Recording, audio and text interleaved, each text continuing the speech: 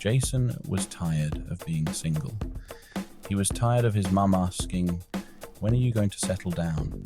He was even more tired of microwave dinners, for one. So, like any sane person in the 21st century, he turned to Vinder, the dating app that promised love, or at least a dinner date, with just a swipe. He'd been chatting with Vanessa for a week. She seemed normal enough. She liked long walks on the beach, pizza, and, oddly, counting. Their date was at Tony's Trattoria, a cozy Italian place Jason loved. Tonight's the night. Tonight, I find love. Or at least a girlfriend who doesn't laugh at my Star Wars collection. Tony's Trattoria was bustling. Jason spotted Vanessa easily. She was even prettier than her pictures. He waved, flashing his most charming smile. She smiled back, her eyes a bit too intense. Maybe she's just excited. Jason thought, taking a seat. The date started well enough. They talked about their jobs, favorite movies, and the perils of online dating. Then things got weird. Vanessa barely touched her spaghetti. She kept staring at Jason's neck. You have a lovely carotid artery. She purred, her eyes gleaming. Jason choked on his garlic bread. Thanks. He mumbled, feeling a bit uneasy. He tried to lighten the mood. So, you said you like counting? What do you like to count? Vanessa leaned in close, her breath sending a shiver down Jason's spine. Blood cells. Jason laughed nervously. Good one. He said, wiping his sweaty palms on his pants. Vanessa didn't laugh. She stared at him, her gaze unwavering. It's getting late. How about we get out of here? I know a place. She pointed to a dark, narrow alley across the street. The alley looked like the kind of place muggers hung out, not romantic couples. Maybe we could just grab some coffee. Jason stammered, his internal alarm bells clanging. Don't you trust me? She asked, her eyes wide and innocent. Jason hesitated. He really wanted to salvage the date. But that alley, it screamed danger louder than a horror movie soundtrack. Look, I'm not really... Vanessa cut him off. Fine, but you'll regret this. She sighed dramatically. She stood up, her chair scraping against the floor. Jason winced, feeling like he'd just dodged a bullet. Then he saw it.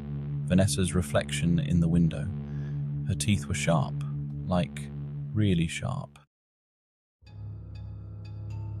Jason's blood ran cold. He wasn't sure what was more terrifying, the fangs or the fact that Vanessa had apparently applied her lipstick with a paint roller.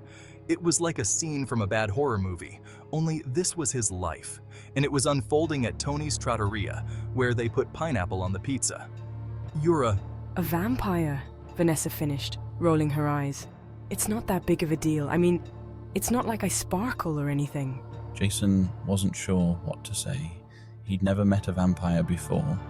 He wasn't even sure he believed in vampires. His mind raced, trying to process the situation. All he could think about was the garlic knots he'd devoured earlier. Garlic, he mumbled, his eyes widening in horror. He could practically feel his breath turning lethal. Vanessa frowned. What about garlic? She asked, tilting her head. Jason didn't answer. He grabbed his jacket and bolted out of the restaurant, knocking over a waiter carrying a tray of spaghetti. Sorry! He yelled over his shoulder, racing across the street.